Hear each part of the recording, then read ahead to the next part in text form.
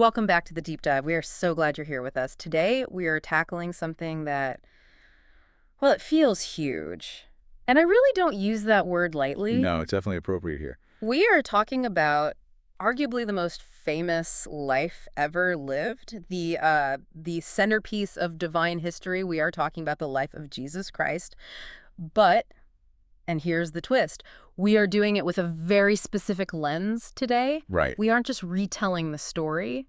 We're looking at how we tell the story. That's exactly right. It is a topic that seems simple on the surface, but it gets incredibly complex and, frankly, fascinating the moment you peel back even the first layer. We're looking at the concept of harmonizing the Gospels. Right. Because here is the central tension, and I think most people who've read the Bible have felt this, even if they haven't, put a name to it. You pick up the New Testament, you're ready to read the biography of Jesus, and you don't get one biography, you have four. You've got Matthew, Mark, Luke, and John. The fourfold witness. And they're all telling the same story, roughly, but they're telling it differently. So the question becomes, do we read them as four separate books? Or do we try to, take all those scenes, cut them out with scissors, and tape them together into one continuous chronological movie script? Exactly. And that process, that's what scholars call creating a harmony or a chronological narrative. It is the attempt to trace the steps of the Savior from the very beginning, actually from before the beginning, all the way to the very end in a single, unbroken timeline. And honestly, my initial reaction to that is, yes, please. Who wouldn't want that? It's a very natural reaction. I want the day by day. I want to know what happened on Tuesday before I read about what happened on Wednesday. It just feels like the best way to get the full picture. Why wouldn't we want the movie script version? And it is an incredibly appealing idea. It makes so much sense to our modern brains. And as we're going to see, there are massive, massive benefits to doing that.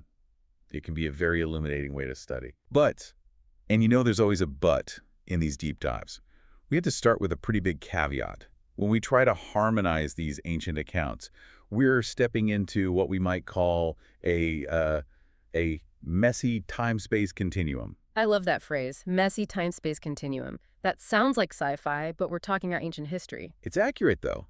We aren't dealing with modern diaries where someone logged their breakfast every morning at 8 a.m. on their smartphone. Right, no Instagram stories from the road to Jericho. Not at all. We are dealing with ancient texts that were written for very specific purposes. So while the goal is to create this seamless, perfect biography, the reality is it's a bit more complicated. We have to be really careful not to force the text to do something it wasn't designed to do. So, okay, let's define the mission here. We're exploring this gospel chronological, this harmony. What are we actually trying to achieve by laying it all out on a timeline? Well, let's start with the word gospel itself. It comes from the Greek euangelion. Euangelion. It literally means good news. And the mission of a chronological study is to place that good news firmly onto the playing board of biblical history. The playing board. I like that image. It sounds active, like we are moving pieces on a map. It is active. The goal isn't just academic curiosity. It's not a trivia contest. Yeah. The goal is to move us from being spectators of these ancient acts to being active followers who really understand the context. Okay. We want to see how the Word made flesh actually moved through the real world. So our journey today is really twofold. First, we're going to look at the massive positives. Why you should study the life of Jesus chronologically, why it's so helpful. And then another shoe drops. And then we have to pivot to the risks, the thorny problems, as scholars sometimes call them. Because if you're not careful, trying to harmonize the story can actually obscure the meaning. It can flatten out the distinct voices that God clearly intended for us to hear. Okay, that's a great roadmap. Let's unpack the positives first. Because to me, the biggest selling point is just getting a grip on reality. It anchors the story. When I read the Gospels separately, sometimes I completely lose track of where we are or when things are happening. That is the perfect place to start. That's the first major point, historical realism. Yeah. Or, putting flesh and blood on the message. Right, because it's so easy for these stories to feel like fables. Once upon a time in a land far away, you see the flannel graph version from Sunday school in your head. Precisely. Myths happen once upon a time. They're floaty, they're disconnected from gravity, but the Gospels, they happen under Herod the Great. A real guy, a very bad guy. A real, verifiable, and frankly, terrible person. They happen under Tiberius Caesar. They happen under Pontius Pilate. These are dateable, verifiable figures from secular history.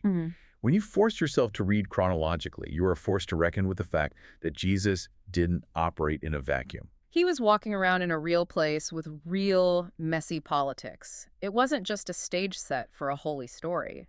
Exactly. He was in a specific place at a specific time where sacred history and secular history converged. God's work, as the book of Acts says, does not happen in a corner. Uh-huh. A chronological study establishes the relationships between his acts and the historical consequences. So it's about cause and effect. Yes. Yeah.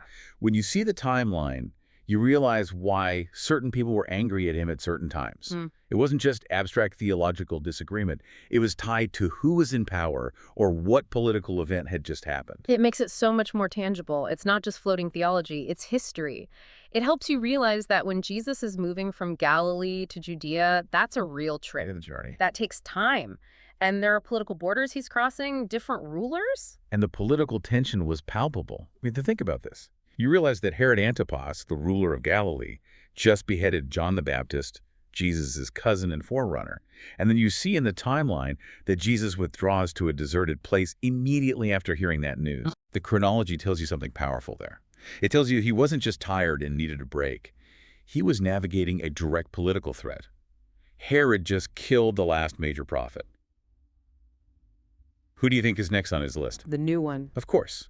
So the timeline adds this layer of human motivation and real-world strategy that you might completely miss otherwise. That is fascinating. It's like seeing the chessboard, not just the individual pieces moving. And that leads directly into the second positive, which is this pursuit of certainty. And for this, we really have to look closely at Luke. Luke the physician, the details guy. The physician and the historian. Luke is unique among the gospel writers because of how explicitly he states his methodology right at the start of his book. In the prologue. Yes, in his prologue. He's writing to a man named Theophilus. And he says he wanted to write in orderly sequence. The Greek word he uses there is kathexēs. Kathexēs, orderly sequence. That sounds very scientific, very precise. It is. It implies a logical, coherent succession of events. And he tells us why he's doing this.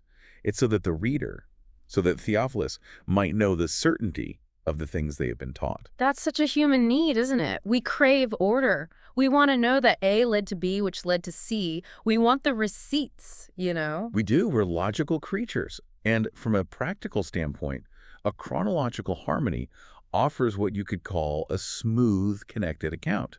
I mean, think about the user experience of just reading the Bible. Yeah. Usually you read Matthew, then you finish and you start Mark, and you find yourself reading a lot of the same stories again, but they're slightly different. Then you get to Luke, and it happens again. And it involves a ton of flipping back and forth if you're trying to compare them in your head.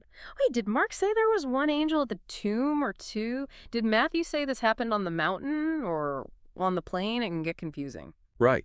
A harmony eliminates that distraction. It creates a systematic reconstruction that really fits the human mind's need for order. It allows the logic of God to become tangible in a way that our linear brains can process. So instead of 4 fragmented sketches, you get one cohesive narrative flow.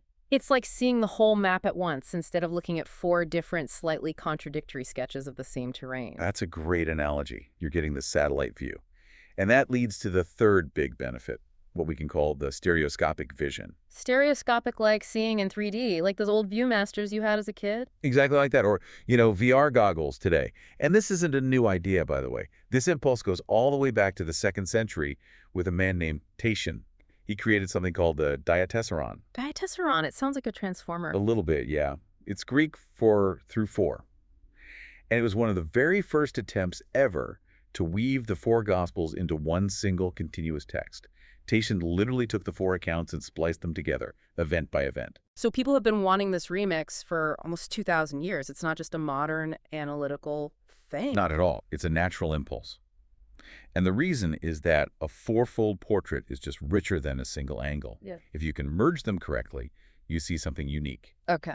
The material we're looking at uses this really beautiful distinction. It suggests that the synoptic Gospels, that's Matthew, Mark, and Luke, they provide the body of his deeds. The body, the action, what he did. The external reality. Where he went, what he did, the miracles he performed, the parables he told.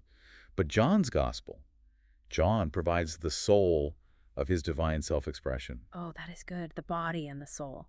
Because John is so different, isn't he? He feels completely different when you read him. Very, very different. John is full of these long, intricate discourses, internal theology, the famous I am statements. So when you weave them together in a harmony, you get the full person. You get the action of Mark, who loves to use the word immediately, side by side with the deep, reflective theology of John. You get the miracle, and then you get the explanation of what the miracle means. Plus, and let's be honest here, it's efficient. It's labor-saving. That definitely appeals to the productivity hacker in me, and probably in you too. Absolutely. If I can get the whole story, all the details in one go, why read it 4 times? It condenses the story. You get every single detail provided by the inspired writers, but you don't have to read the exact same incident 4 separate times to get them all. You read the combined, harmonized version once, with all the details from all 4 angles included in that single reading. I can really see how that changes the experience. It must change the pacing of the story, too. When you read them separately, the pacing feels so different in each one. Mark is a sprint. John is a slow meditation. Dramatically. And that's the 4th positive. Observing the dramatic progression of the narrative. When you read chronologically, you can feel the mounting tension. Because you can actually see the clock ticking down. Yes, you trace the arc. You start in the dateless past with his eternal preexistence. That's mostly from John's prologue. In the beginning was the Word. Right. Then you move to the miraculous birth. Then the baptism by John the Baptist. And from there, you see these inner movements of history all leading toward the strategic hour of the Passion. It proves it wasn't random. It wasn't just a series of unfortunate events that happened to him. That is the huge theological payoff. It shows that Jesus' life wasn't an accident of history. It was a precise plan. It was a divine timetable. In John's gospel particularly, Jesus often says things like, "My hour has not yet come." Right, he keeps saying that. And then finally at the Last Supper, he says, "The hour has come." When you read it chronologically, you see that build up. You see the pressure mounting from the Pharisees, the confusion growing among the disciples, and the deliberate strategic steps Jesus takes toward Jerusalem for that final confrontation. It connects all the dots. It does. When you can see Hebrew prophecy from the Old Testament lining up with the sequential fulfillment in Jesus' life, it builds a really solid foundation for faith. You see the strategy. You see that the cross wasn't a tragedy that caught God off guard. It was the destination from the very beginning. Okay, so far, you have sold me completely. I mean, 100%. I'm ready to buy the chronological Bible and never look back. It sounds clearer, it sounds deeper, and it sounds more efficient. It sounds like the director's cut of the Gospels, but... Of course. You mentioned earlier that there are thorny problems, and I know there's always a catch. Why doesn't everyone just read the Bible this way? I mean, why do we even keep the 4 separate books if the remix is so good? This is where we have to be really honest about the text that we have in front of us. This brings us to the negatives, or maybe you better put, the serious risks of harmonization. And the first risk has to do with the very nature of ancient biography. Meaning they weren't writing biographies the way we would write them today. You know, like Walter Isaacson writing about Steve Jobs, getting all the dates right. Exactly. The evangelists, Matthew, Mark, Luke, and John, were not modern journalists. They were not embedded reporters following a candidate around with a notepad, obsessed with day-by-day precision. They were, and this is a key phrase, selective theologians. Collective theologians. I like that term. So they were curating the material. Heavily. They chose specific incidents and specific sayings to fulfill their individual purposes and to speak to their specific audiences. They didn't always prioritize the flow of time. We have to remember they were writing decades after the events, often grouping things by theme rather than by the calendar. Can you give me an example of how that works, like a concrete case? Sure. There's a fascinating historical note from a very early church father named Pontius. He lived in the 2nd century, so he was very close to the apostolic age. Pontius. Okay, what did he say? He noted that the Gospel of Mark was essentially Peter's recollections written down. So Mark is acting as Peter's scribe, recording his memories and sermons. Pontius says Mark wrote them down accurately, but then he adds this crucial detail. He explicitly says Mark wrote them not in order. Oh, wow. So explicitly not chronological. That's a bombshell. It's huge, not in order. It was a collection of memories, preached incidents, and key moments that Peter would use in his teaching. So you come along 2,000 years later and try to force Mark's events into a strict Monday, Tuesday, Wednesday timeline, you might be undoing the very thing Mark was trying to do. You might be missing the thematic connections Peter was making. You're trying to impose a grid on something that was never built for a grid. And this leads to a lot of frustration for modern readers. We want to fill in all the gaps. We have this huge gap in Jesus' life, what people call the silent years. Right, the missing timeline. We have the birth, we see him at the temple when he's 12, and then it's just radio silence until he's 30. Exactly. And that drives us crazy. We want to know, what was he doing at 21? Did he work as a carpenter? Did he travel? What was his life like? But the text simply doesn't provide it. Just nothing. Because the gospel writers weren't trying to write a cradle-to-grave biography of a man's life. They were writing the history of his public ministry and his divine identity. And when we try to force a timeline onto that, we run into the second major problem: topical versus temporal arrangement. Topical meaning arranged by subject, not by time. That's it. Ancient writers very often group material logically or thematically. Take the Gospel of Matthew, for example. Matthew is writing to a primarily Jewish audience, and he's presenting Jesus as the new Moses, the king, the great lawgiver. Okay. So Matthew is famous for clumping Jesus' teachings into 5 great discourses. 5 discourses, like big speeches. Like massive blocks of teaching. The Sermon on the Mount is the most famous one. It takes up 3 whole chapters, Matthew 5, 6, and 7. Now the question is, did Jesus say all of those things one after another in one continuous stream on a single afternoon? Or is it more like a greatest hits compilation of his teachings on a certain theme? It's very likely the latter. It's likely that Matthew collected teachings on similar subjects, on righteousness, on prayer, on anxiety, and grouped them together so his readers could memorize and understand the ethic of the kingdom of heaven. He prioritizes the content, not the calendar. So if you chopped up Matthew to make it fit a strict timeline, you'd be breaking up those beautiful sermons. You'd be taking a verse from chapter 5 and moving it to later in the story, and a verse from chapter 7 and moving it to earlier. You'd completely shatter the literary and theological structure that Matthew so carefully built. He built that structure for a reason. Or look at Luke. He uses a travel narrative, a very long section where Jesus is on the road to Jerusalem. It's a literary device he uses to structure his message about the cost of discipleship. You're learning while you walk with the master. And Mark. Mark arranges conflict stories back to back in the early chapters to show the rising heat from the Pharisees. He's building thematic tension. So the danger is that by rearranging it chronologically, we might get the timeline right, maybe, but we completely miss the point the author was trying to make by grouping them that way in the first place. Precisely. We risk blunting the theological force. The original context of a saying might be thematic within the book, not just historical in the timeline. It's like re-editing a movie to be in chronological order, but you ruin the brilliant pacing and the flashbacks that made the story work. Like if you tried to watch Pulp Fiction in chronological order, it might make more sense on a timeline, but it's a much worse movie. That is a perfect analogy. You ruin the art just to get the data. Yeah. And the risk, it goes even deeper than that. We risk creating what scholars sometimes call a fifth gospel. A fifth gospel? You mean a story that doesn't actually exist in the Bible? In a sense, yes. Think about it. The Holy Spirit inspired 4 gospels, not 1. If God wanted one single chronological biography, he would have inspired 1. But he gave us 4 distinct witnesses, and each one has a specific aura, a unique flavor. Okay, walk me through those auras. What are we losing specifically if we just blend them all together? Well, traditionally, the church has recognized these 4 distinct portraits. Matthew, as we said, is seen as portraying Jesus as the King of the Jews. He's writing to Israel. He's focused on the kingdom, the fulfillment of the law, and Old Testament prophecy. Okay, so Matthew gives us the king. Mark shows us the servant, the miracle worker, the active agent of God.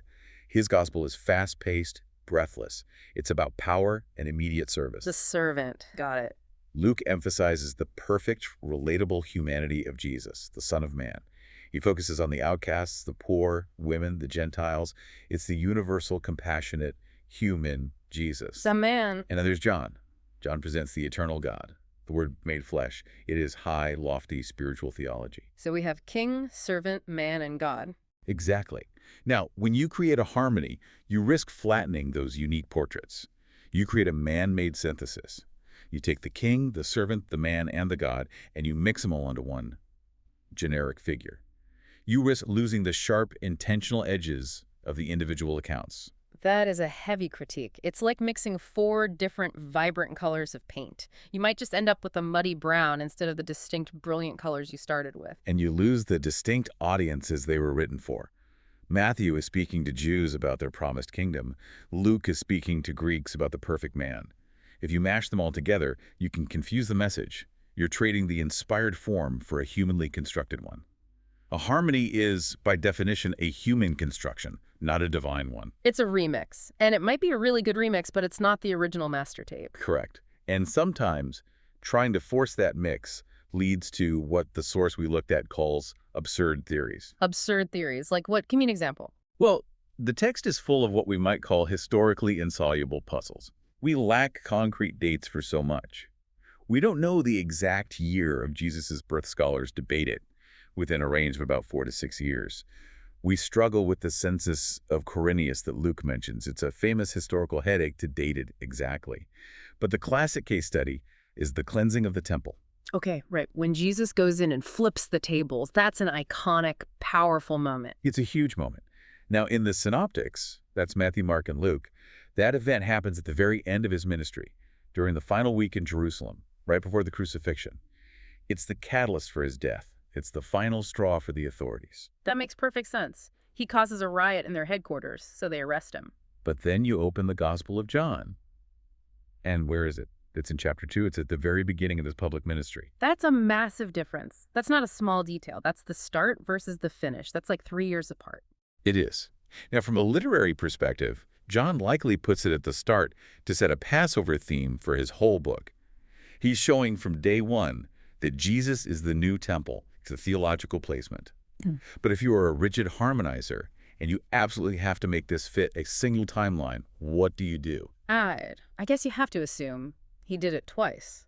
And that's exactly what many harmonizers have claimed over the centuries. They say, well, the only solution is that he must have cleansed the temple twice. Yeah. Once at the beginning of his ministry and then again at the end. Which starts to feel a little convenient, a little forced. It does. It implies that Jesus went into the temple, flipped all the tables, whipped the money changers out, and then everyone just went back to business as usual. And he walked away for 3 years and then came back and did the exact same thing again. Oh no, he's back with the whip again. It creates a scenario that feels historically unlikely, just to save the neatness of the chronological order.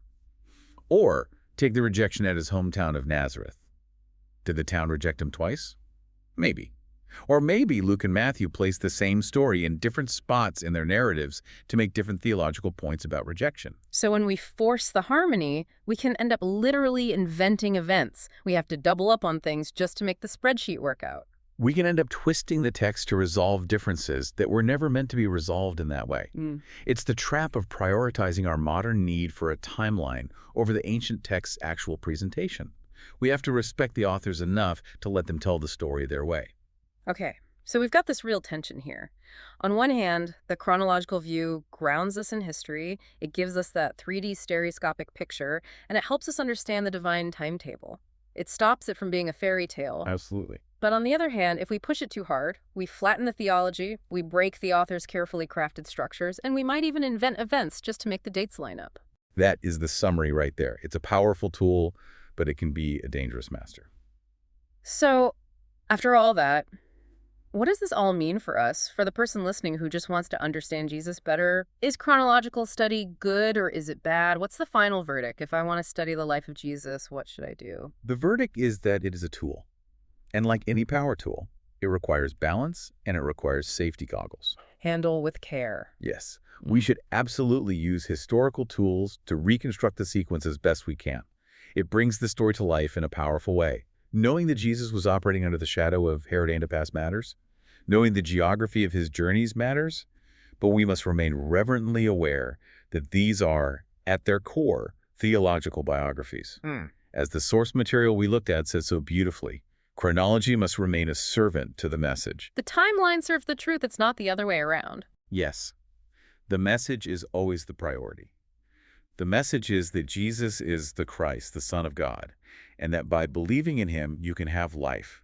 We should never let the dissection of the text prevent us from feeding on it. That's a great line. Don't dissect the meal so much that you forget to eat it. Exactly. You could spend so much time arguing about whether the Sermon on the Mount happened in 27 AD or 28 AD that you forget to actually listen to what he said in the sermon. You miss the blessed are the poor in spirit because you're too busy looking at a calendar. The ultimate value of this kind of study, whether you're reading chronologically or book by book, is to awaken your spiritual taste buds. The goal is to transform knowledge from a religious theory in your head into an abundant and living reality in your heart. It's always about the heart. It is. And intellectual humility is so key here. Some chronological facts will likely remain mysterious to us. We might never know exactly how the census of Quirinius lines up perfectly. We might never know the exact day of the crucifixion. But the truth of the gospel is, as Luke says, most surely believed among us. I think that's the perfect place to land. It's fascinating to try and solve the puzzle, but the picture on the box is what truly matters, not just the exact shape of every single piece. Well said. Very well said. Before we go, here is a thought for you to carry with you this week. We talked about how stripping away the timeline makes it harder to see the history. We talked about putting flesh and blood on the story, but let's flip it. Okay, let's hear it. If you stripped away the timeline and the politics and all the historical details, if you found out the dates were fuzzy or the sequence was different than you'd always thought, and you were left only with the theological portrait of the man, the character of Jesus, his words, his claims, his death, and his resurrection, would your faith look any different? Or is the history the main thing that holds it all together for you? That is the big question. Does our faith ultimately rest on the calendar or on the person? Something to mull over. Thanks for diving deep with us today. We'll see you next time.